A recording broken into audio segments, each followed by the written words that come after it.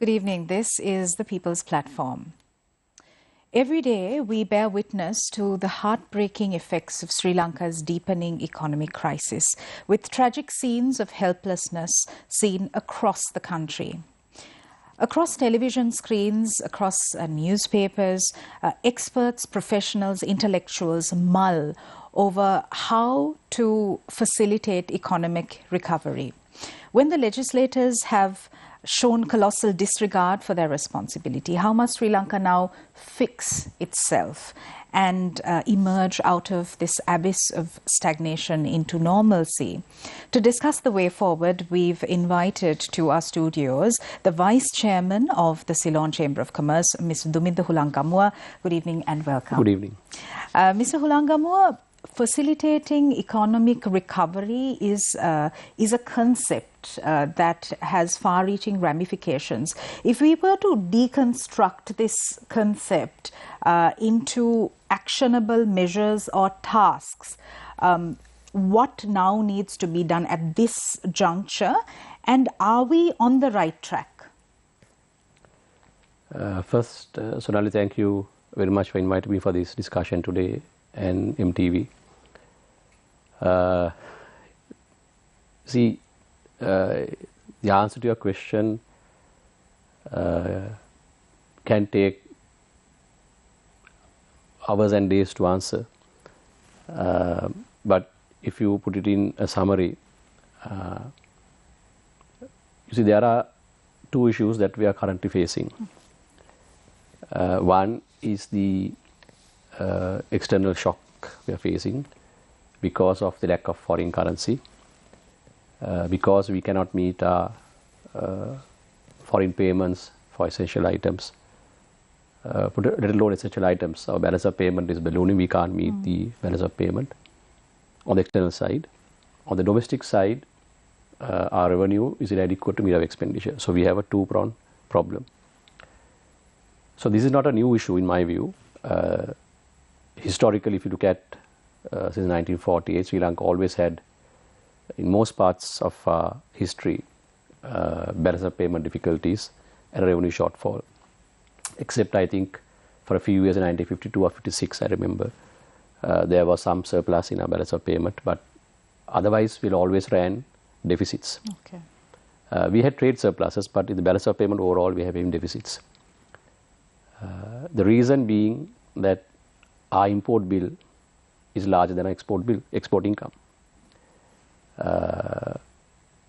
If we export $1,000 and we import $2,000, the balance $1,000 must be supported by way of some other means. So the only way we can support if our foreign currency inflow is inadequate to meet our foreign currency outflows is to borrow. So we have been doing this exercise over the years and built up the external side on external loans to an extent where we are now unable to service those loans. Now, I might ask a question, how about all of a sudden? See, I think before COVID hit us in 2020 and 21, our exports were around, export of goods, I think were around $10 to $12 billion a year. Our imports were something like $20 billion or somewhere around that figure. So we had a deficit in the trade, a trade deficit of about $8 billion. Now, how did we finance that trade deficit? Is by way of our tourism income, which was about $3 to $4 billion best of times. And then we have worker remittances of about another $4 to $5 billion best of times. So we had a deficit of about $1 billion or two before servicing the debt. So with debt servicing, $1 billion or two we could always borrow in international markets, and we were always good in terms of our creditworthiness. We always repaid our debts. So $1 billion or two we could always borrow in international markets and survive. Now what happened in 2020-21 is that of that total foreign exchange income that came from tourism of about $4 to $5 billion and worker remittances, tourism just evaporated. Right. So 4 billion became zero. 2 years of no tourism was about 8 billion whole. And Work remittance also came down significantly initially, but stabilized later on, but still is not the same levels that it was before.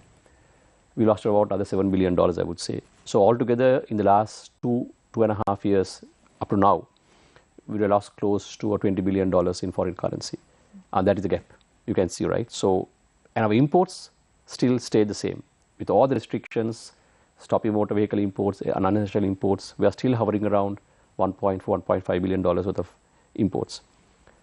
So that is the reason. So all this time, I think we had no problems with fuel. Now, fuel is the most, what you can see evidently wherever you go. Because we had the dollars income that we got from tourism, which was adequate to pay off the fuel bill. And there was no central bank support for fuel bill. It was always bought by the banks, open LC. So we managed, most countries have deficits, we managed that. But this 20 billion hit that we got last 2 years is the main cause, in my view, for us to go down so fast to the precipice. So now we are unable to find this 20 billion, $15 billion in order to support our, that is why we went into debt default, because we couldn't pay the debt. So that's on the external side. Yeah. On the domestic side, our revenue is not enough to pay our expenditure. If we are earning 1,000 again, we are spending 2,000. So how do you finance the deficit? By printing and borrowing. So until such time we bring the revenue to some level of to meet the expenditure, this problem will always recur. So that's why we are mounting debt. And also that expenditure, it was spent on capital expenditure where there's productive income coming, then the loans could have been repaid. But when we pay 70% of our revenue on salaries of state sector, supporting public enterprises that are not performing, non-profitable ones, SOEs not performing, then all the money is going waste, nothing comes out. So that's the basic. So those are the two issues that we are currently facing. To dissect, to answer, I know they answered your question. Those are two big problems we are currently facing. Sure. Very specifically, Mr. Hulangamul, let's talk about one of the major issues faced by people across the board, the fuel queues, lack of petrol and diesel. Now, the whole concept is Sri Lanka borrows money and then finances the fuel, and then everyone stays in line from 10 to 20 hours to 30, 40 hours. And then there is no proper system. So our industries are struggling. For example, the farming, fishing, agriculture, the garment industry is struggling. So don't you think that it is imperative that instead of just having this haphazard methodology of having fuel tankers, and then that goes on breaking news, and people just line up at fuel stations. Rather than that, shouldn't there be a system where certain industries are prioritized? Yes, Sonali. So actually that was, you're absolutely right. So, prior to March or February, around that time where this petrol or the fuel problem started, our total import was about $300 million and on fuel, and now we go to $500 million. This is in spite of the queues and the shortages that we have. So you're absolutely right. So about March, April, before the Indian credit line was agreed, we were not knowing from where the fuel is going to come. At that time, I reported this situation happen in another television channel in March, that by June, once the Indian credit line is finished, we are going to face another problem on fuel. So we have always told the government from April, in distributing fuel, to prioritize the electricity supply, because remember we had 14 hour, 15 hour power cuts at one time. Yeah. Of course, government was also learning, right? No one expected the situation to happen, so you can't blame them as well on the prioritization. But at that time, we told the government to prioritize electricity first, because we need to run the factories. Right. We need to manufacture goods for export, and if you don't export, we are not going to get the real foreign currency we are getting as well. Okay. So I'm sure. So based on that, and also I think government on their own they thought, and they have now given, I think on the diesel supplies, first consignment will go for electricity and power generation. Right. Then the next priority sector is railway and the Ceylon Transport Board. So those are the three sectors that the government prioritizes at the moment. And then concurrently, they are also now given priority to tea estates, to manufacture tea on tea estates. With regard to the factories and the BOI zones, they have also given priority to that sector, but also they have now facilitated those who have dollar income can buy from bunkering suppliers fuel without going to the CPC, Right. which is happening, and therefore the factories are running. Okay. So I think they have prioritized the diesel supply in that form, not adequate yet, but they have done it.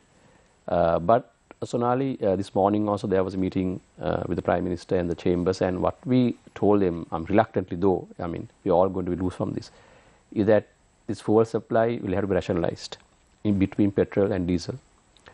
The more petrol we pump to the system, I think the consumption is going to be more. People will also want to go back to their normal lifestyles and to normal trips. It will happen, right? All of us.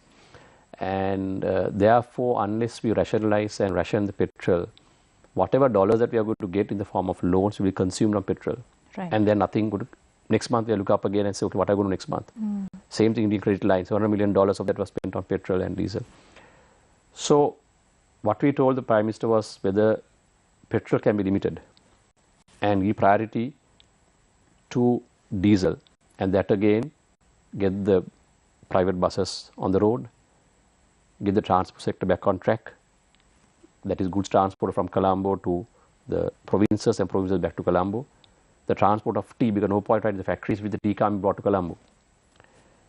Garment factory girls can't go to work because there are no buses. So strengthen that sector, give the priority to those sectors. Then next is agriculture. We met the agriculture minister this morning, and he said that they need X amount of liters of diesel for the harvest machines to work.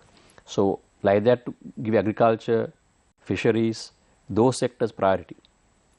So that is as a productive use in the economy, and economic activity will not get stalled, so that those areas can function. We can still build up petrol. Not that we are going to be petrol at all, but ration the petrol to limit amount of supplies per household for a week. It's difficult, have a ration card. It's not something you can implement overnight, but to do that, because if we go on pumping petrol with all the dollars we are going to get, we are going to consume all that, burn it out. Yeah, it's going to evaporate. It will evaporate. So therefore, to give priority to diesel and to get the economic centers running, fisheries, agriculture, plantation sector, and that is, I think now the government will most likely look into that area, is my view. Okay, fantastic.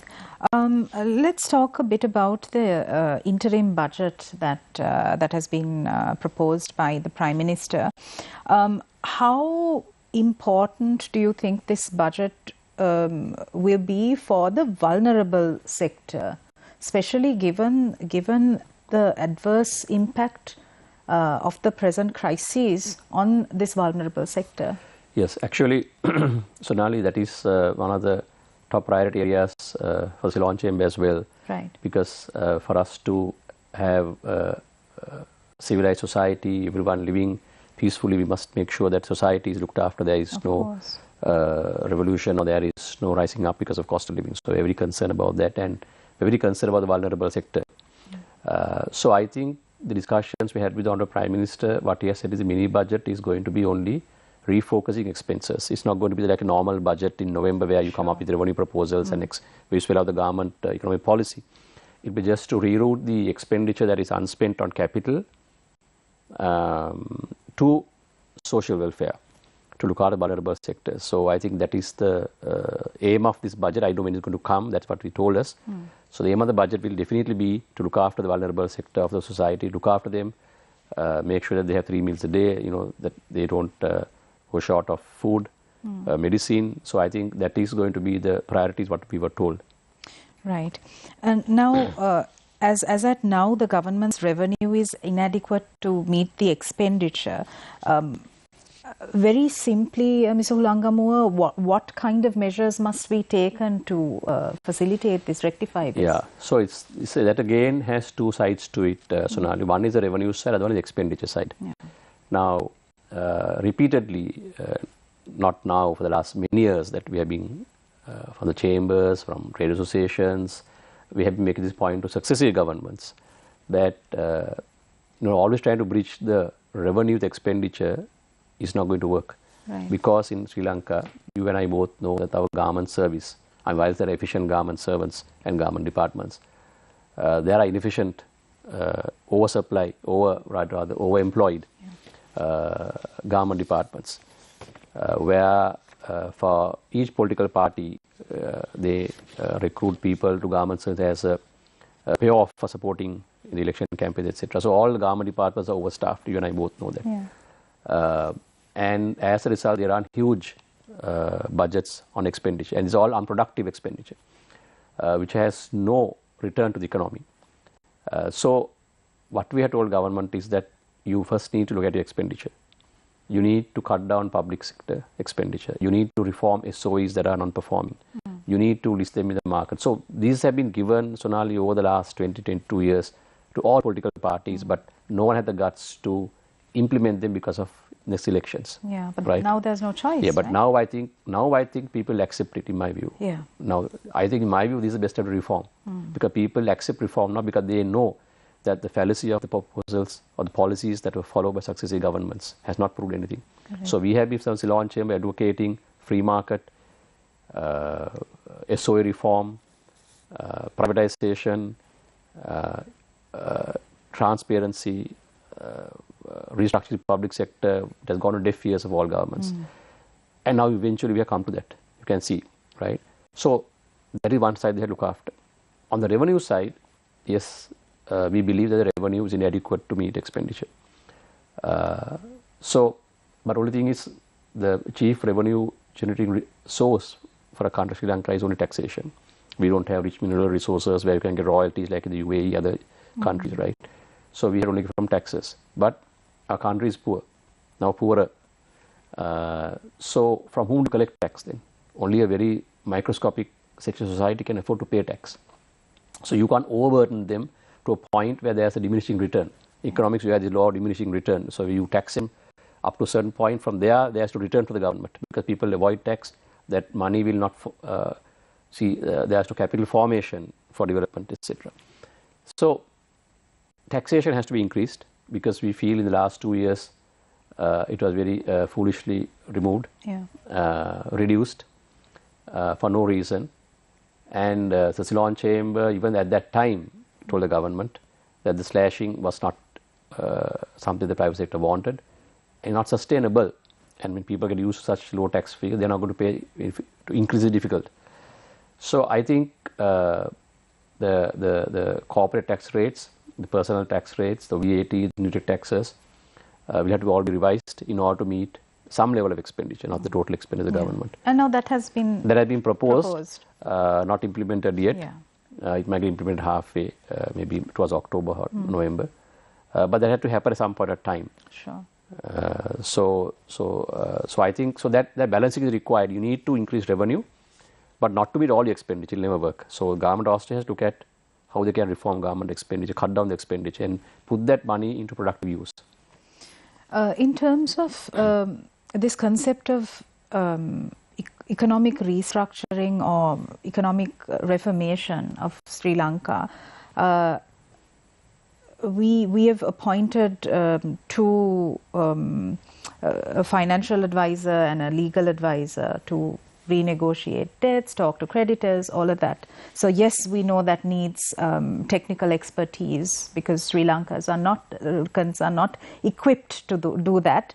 But over and above that appointment, don't you think that Sri Lanka also needs international expertise to get ourselves out of this mess that we're in? Yeah. See, I don't think we need international expertise to get out of the economic problem, in my view, because it is not a very difficult to understand the problem. Sure, but in the absence of policymakers who actually care to get the country out of this mess, right. So then what do we do? So Sonali, the issue is, I think the policymakers know what needs to be done, always knew. But it's just that they did not implement correct policy for political reasons. As I told you, you increase government expenditure, put more, as many as possible your voters, people who help elections, you put them to government service and pay their salaries irrespective of, I mean, recently when this government came also, they give 100,000 jobs to unemployed graduates. And what are they? Nothing, right? And I know for a fact, people who are working in government factories and doing productive work, of course, hard work, left those jobs and went for these unemployed graduates. We lost from our own firm people who went to get a 25,000 rupee salary rather than working. So this is the fallacy of these proposals, right? Sure. So you, for political reasons, you do these things, and then you cut taxes, you give concessions to be popular. So I think the politicians, the policymakers, more than the politicians, also the public servants, I think know what needs to be done. It's sad that they have not done it. So I don't think we need foreign expertise in the area to fix our economy.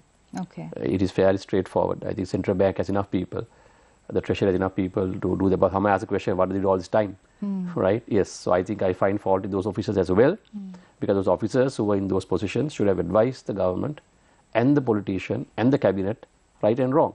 Yeah. So where's the gap? Yeah. So actually it is, in my view, the fault of the officer as well as the politician, both. So as a result, what's the guarantee? But of course, people were happy at that time. You see, the issue is people also must understand it. I'm not. You can't. And also oblivious. That's right. So it's oblivious, absolutely. So you see, you can't only blame the politician and the public servant. The people also understand when these things happen, we are the people are going to be affected by this. Now, as you can see, right now, the petrol queues, whatever they are, the people are suffering, but they also should understand when they select governments, when they vote, what they vote for. Right?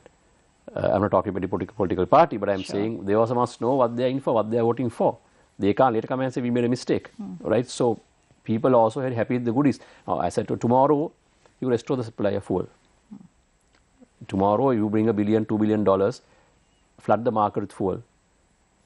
Your channel has been a lot of work on this area, I know, right? I'm following the public protests, reporting them properly. Yes, I really admire you for that. But you do that tomorrow, none of the protests will be there, right? Where people will be happy. We have fuel, we have food, everything is there, fine. So people also must think rationally. Okay, is this the one that is going to work for our country, right? These sweeteners that are given to us is a failure of our country. So people also must understand and appreciate what they are getting. So we get what we deserve. I look at it that way. So I don't think we need international expertise in that area. Okay. We appoint national experts to handle the debt restructuring because we have no expertise in that area, because we are first time we defaulted. First time we are going to international creditors and asking us how to handle this repayment, make it pari passu to all creditors. So these two firms that I appoint have experience and exposure in handling other countries. So that's why they are got. But I don't think to fix the economy, we need better people. I think we have people. It's the guts you need to implement it. And I at least hope today they've got the guts. They've learned from their mistakes. Because now you can see in Parliament both parties are agreeing, okay, we made mistakes, etc. Right? But with the guts to implement it. And the people also, in my view, must accept reform. So what we are going to now is the pain the people had to go through. In my view, this should have happened 5 years ago with less pain. Yeah. If this reform process we did it, or we didn't have the crazy economic policies which liberalize or rather give everything free, we won't have been in this position. So at least by now we would have overcome this. Yeah. Right? So that's where it is. All right. We are in conversation with the Vice Chairman of the Ceylon Chamber of Commerce. We'll be right back after this short commercial break. Stay with us.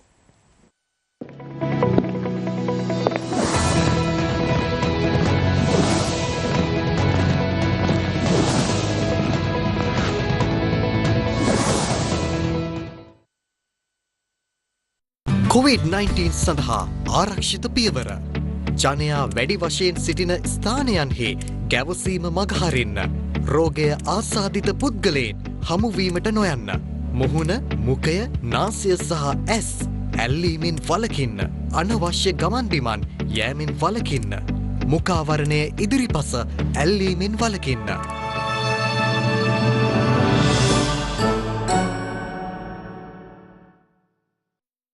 A brand new year, a year of hope, a year of aspirations and people looking for inspiration. Our software engineers, our IT expertise are, not second to anyone. A proper investigation led by the CID, this will be swept under the carpet. Understanding about the stock market, the fundamentals, the economy, that is very important. Entire ownership of this reclaimed land as well as the governance of Port City are all under the government of Sri Lanka. No planet, no people, no business. Yes. And this is the simple thing about Biznomics. Your weekend's most profitable 60 minutes. Mismanagement, Saturday and Sunday at 5 p.m. Kidney diseases have plagued the villages of Madukare for many years. For 335 families that once relied on impure water, there's some hope. A water purification project by Gammadda. Gammadda, for the people, by the people.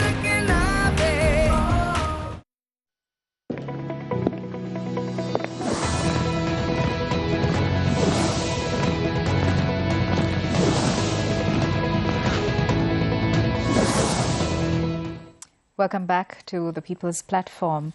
We are in conversation with Mr. Duminda Hulangamua. Ms. Hulangamua, let's talk a bit about the role of corporates in assisting with this process of economic reform and restructuring. Now, the Ceylon Chamber of Commerce as well as other chambers are working in consultation with the government.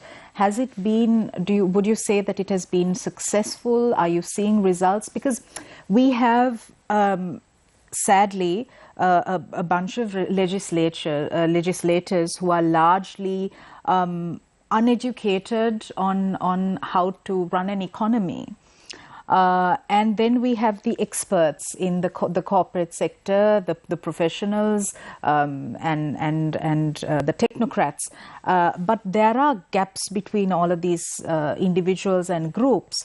So now that we are in a crisis of this magnitude, do you see a positive transformation in that the ability and the willingness to listen to people who actually understand how to run an economy? Yeah, that's a good point, Sonal. Actually, I see a marked difference in the last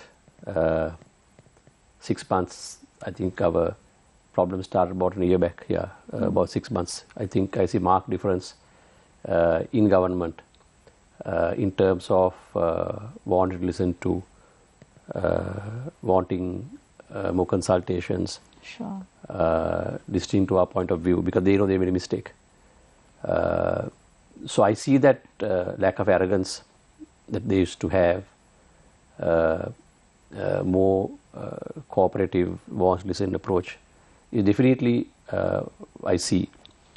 In fact, I would say in the last 6 months, the Ceylon Chamber may have had over 100 meetings probably with all political parties, representatives, with Excellency the President, with the Honourable Prime Minister, the current Prime Minister, ministers in government, central banks. So we had numerous engagements. Actually, we have spent more time doing chamber work than our own private work. So that is a lot of engagement that we had in the last 6 months, I would say. And I can see that is because they've been to listen to and invert ideas, and they also put on different committees to advise people. So I can see definitely there's a big difference in the approach and the reaction they have to what it was the last 20 years, I would say. Okay.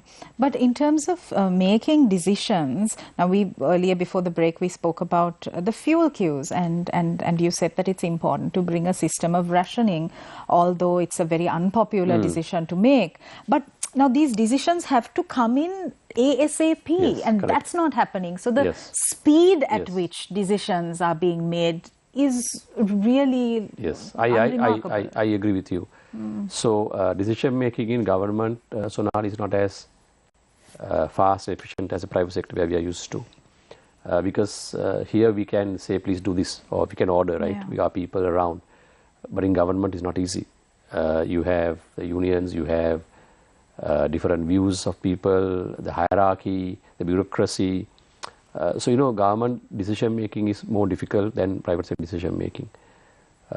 So that is the reason why probably you don't see it overnight. But I think on this question of rationing also, practically also there is a fine system where it can be operated efficiently. It can operate smoothly. So that it doesn't create a bigger problem than what the existing problem is. So it doesn't form bigger queues than the actual queues. Like for example, you remember when they put the bus lanes for road traffic in Colombo, the traffic was longer than usual, right? So it doesn't be something like that. So that they had to make sure it's very efficient. There's a mobile company that has offered their services to develop app to support the government in this regard.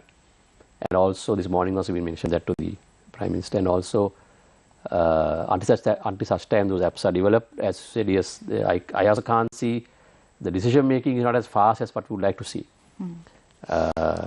Because I think government also has to consider so many aspects, not like us. I mean, for example, we can always suggest, but they have to say, okay, how are we going to handle the three-wheelers? How are we going to handle the motorcycles? How do you make sure that who gets priority? So I think then there are also people like Uber, the pick me delivery people have to be supported then. So it's not easy as we suggest. Once we suggestion, they have to make sure that it forms into some system. So it's not as fast as. Yeah, but also it's their job. True. I understand. Let's also talk a bit about two other crises. The medicine crisis, the health sector crisis, and the food crisis. Now, I was talking to a friend today, and she's a surgeon. She was saying that they had to cancel surgery both yesterday and today because the entire team of surgeons was at various fuel queues. So, I mean, how do you rationalize this? That's what I told you. I mean, when we say to ration the petrol, I forgot the doctors at the moment, but then that we need to have a system of supporting them as well. So this priority sector is difficult to. I can give you another example on the diesel side. Right. Now they have, as I told you, they have prioritized the diesel list. But a person working in the private office told me that queue is longer than the normal queue, right? Because in that sector there are so many people. And then you give priority to one sector, then the private bus people get angry. So it's not. So this is not easy, something that you cannot do overnight, and that as simple as what we suggest. But the medicine side, forgetting the petrol queues, there's also medicine shortage. But I was told the government side that are sorting things out. But on the private sector medical, there is an issue. There's a short supply. Because the government people are also donating, the WHOs, the World Banks also come and support the government procurement, but the private sector procurement is short supply due to lack of dollars. So that's an issue there. And also the food crisis. Yes, the food crisis is also looming. But that again, there was a meeting in the morning, the same meeting where we went, where the food system, where Minister of Agriculture and the Consumer Affairs Ministers, they all described the plan they have. So based on what they discussed, they told us there seems to be some plan food to make sure that we don't run out of food in Sri Lanka. But of course, the food crisis can get aggravated because of the Ukraine war, because most of our wheat comes from there. So those issues also have to be faced. Right. If we take the business sector, most of the large business organizations in Sri Lanka have a massive CSR budget. Do you think, I'm thinking out loud, do you think that it's feasible to look at like a system where the CSR budget of corporates can be used towards this process of economic reform? Do you think that's feasible? So I don't know how big the CSR budgets are of corporate. I mean, some companies have bigger budgets than other companies. But the CSR budgets can't, I think some companies also let the government rerouting them towards looking after the social vulnerable people. So there are companies that are donating medicines, there are companies that are donating food packs, there are companies that are donating, now there are some companies who are willing to donate agriculture seeds for the agriculture for sustainable development. There are some companies who are willing to finance fertilizer and chemicals. So companies are coming up. Yeah. The private sector that I know of are coming up. The bigger corporates are coming up with schemes to look after the agriculture, the vulnerable sector, but not to get involved in the government reform process, Right. but more to finance this vulnerable sector. Already some companies have shown interest, and I think some of the CSR budgets can be rerouted. Right. Finally, we're on to our last 3 minutes. Mr. Hulangamur, the role of the policymaker in enabling economic recovery for Sri Lanka in consultation with other stakeholders who are knowledgeable in enabling economic recovery. Sorry, you didn't complete the question. What is the role of the policymaker Yes. in ensuring and enabling economic recovery in consultation with other stakeholders who are knowledgeable in economic recovery? Yeah. So as I told you, since we started this economic crisis, the president appointed a team of experts to advise on the economy. I was one member of the committee, and we had fairly fruitful meetings. And then the president also appointed Dr. Indra Kumaraswamy and Professor Anta Devarajan to assist him even later, belatedly, appointed two experts to help him on the IMF negotiations. And I think we were also part of that recommendation. And thereafter, I can see, as I told you, a great engagement with the so-called experts and people. And I can see that now the government is even bringing experts in different spheres to assist the policy making, to the legislature as well, which is a good thing. To get a different thinking, to get a different line of thinking, because now they have learned a lesson. So I see a marked difference in the last 6 months of the policymaker towards the experts, valuing and appreciating the experts outside the government system. Right. And within government. But some will require a lot of courage to implement, in my view. As I told you, some of these policies will have bigger social consequences that we are facing today, in my view. Okay. Right? So people must be prepared to go through that or go to the abyss. So as a community, as a society, as people, my message is that we also must be able to participate in it. I know it's not our fault. It's a fault for different reasons, but we've all partied to it at different times because we all enjoy the fruits of it while it was there. So now that it's not there, we also have to participate in the process and help resolve the problem as a nation. So if we fight with each other, I mean, we have to forget the past, in my view. People are saying this happened because of that. You know, we can go back to Vijayaba if you want to say whose fault it is.